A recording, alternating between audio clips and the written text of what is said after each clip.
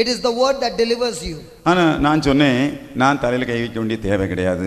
நான் சொன்ன வார்த்தை, அந்த வார்த்தையினுடைய வல்லமை இந்த குழந்தையை குணப்படுத்தும், இந்த குழந்தையை விடுவிக்கும் என்று அவர்களுக்கு சொன்னேன். Praise the Lord. Praise the Lord. Hallelujah. Hallelujah. Imagine the parents waiting for 2 hours that I'm going to lay hands and pray for the child, and they see that this person is not interested in praying over the child. கொஞ்சம் யோசித்து பாருங்க, 2 மணி நேரமா காத்துக்கிட்டே இருக்காங்க, எப்படா brother வந்து தலையில கை வச்சு ஜெயிச்சு விடுவாரு அப்படின்னு சொல்லி. ஆனா அது நடக்கவே இல்லை. அப்படின்னா அவங்களுக்கு எப்படி இருந்திருக்கணும் கொஞ்சம் யோசித்து பாருங்க.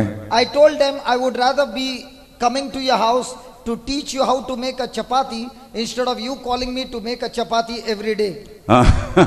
என்னுடைய ஒரு பிரின்சிபல் என்னன்னா, என்னுடைய ஒரு கொள்கை என்ன அப்படின்னு சொன்னா, உங்களுக்கு சப்பாத்தி சுட்டு தர்றதை விட உங்களுக்கு சப்பாத்தி சுடுவது எப்படின்னு உங்களுக்கு கற்றுக் கொடுக்கிறது தான் பெருசு அப்படின்னு நான் நினைக்கிறேன். That's exactly what helped her.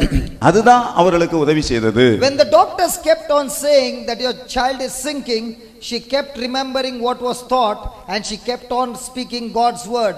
Listen, God's word is powerful and there is nothing that can come greater than the word of God.